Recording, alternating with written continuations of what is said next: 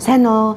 За Солонгос улсад 26 оны 4 сарын 8-наас эхэлж хэрэгжсэн нэг журмын талаар мэдээлэл хуваалцъя. За энэ нөгөө гадуур төв зам дагуу ингээд бид нар машина зогсоодог штэ төлбөртэй ингээд юм цагаан шугамтай. Тэрэн дээрээ нөгөө одоо ингээд нэг ажишинээр яваад төлбөрийг хураагаад идэг нэг бага хэмжээний төлбөртэй тий. Одоо болохоор нэлээ ихэнх газрууд нь болохоор автомат машин дээр очиод өөрсдөө тооцоогоо хийдэг болсон. За энэ нөгөө нийтийн одоо зогсоол гэсэн үг штэ. Нийтийн төлбөртэй зогсоолууд маань ачааллаа даахгүй байгаа улмаас одоо дугаарыг хязгаарлалт хийсэн юм байна.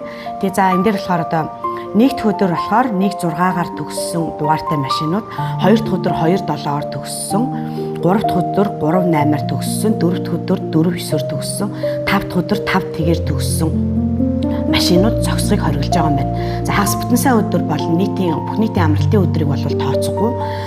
За одоо жишээлбэл миний машин 6-аар төгссөн байхгүй юу. Тэгэхэд би нийт өдөр энэ нийтийн зогсооллуудыг бол ашиглах боломжгүй юм байлээ. Тэгээ би уг нь айл яг сарын өмнө энэ дээр ингээд яг нийт өдөр гараад тавьсан байж байгаад нөгөө нэг ажишин ирээд ийм дүрм гарсан ингээд чиний машин өнөөдөр гардгүй юм байна. Энэ удаа ингээд анхааралтай аваарай. Ер нь бол 100,000 вон орчмоор торгоё шүү.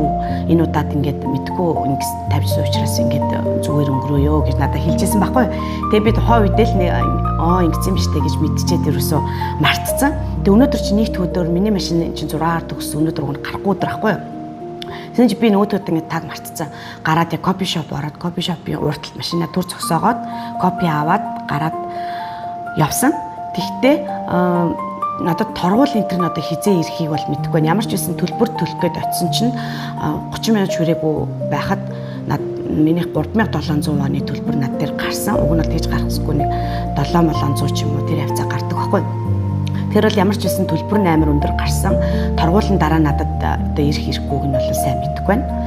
За тэгээд ямар ч байсан ийм одоо юуны дугаарын хязгаарлалт бол байгаа юм билээ шүү. Өөрийнхөө дугаарыг хараад хэд өдөр энэ нийтийн зогсоол дээр тавьж болохгүй юм бэ гэдгээ хараарай. Уг нь бол энэ дээр ингээд жирэмсэн эмэгтэй болон бага насны хүүхэд зорчиж яваа бол энэ төр хамаарахгүй энэ төр гэсэн нэг иймэрдүү юм байгаа байхгүй. Тэгэхээр би яг яаж мэдхийн тэр дотор жирэмсэн хүн ч яваа мó яаж байгааг нь яаж мэдхийн болоо гэж бодоод интернетээс яахан нарийн судалж үзэх гээд ороод үзсэн чинь яг хөө дөнгөж хэрэгжиж эхэлж байгаа журам учраас яг айгу одоо төгс одоо юм болоогүй байгаа гэсэн ухааны утгатай одоо мэдээллүүд ингээ гарч ирсэн л дээ. Тэгээ тэрийг нь бол сайн мэдэхгүй байна. Ямар ч хэл байсан яг энэ дугаараар төгссөн бол тэр чинь нөгөө зогсоол дээр тавихаар дугаарыг ингээд гаргаад ирдэ штэ. Тэгэхээр нөгөө хэдэр төгссөн гэдгээс шалтгаалаад ямар ч байсан төлбөр нь бол амар өндөр нэмэгдэж гарч илээ. Торгуул нь харин дараа надад ирэх юм уу ирэхгүй юм бол мэдэхгүй байна.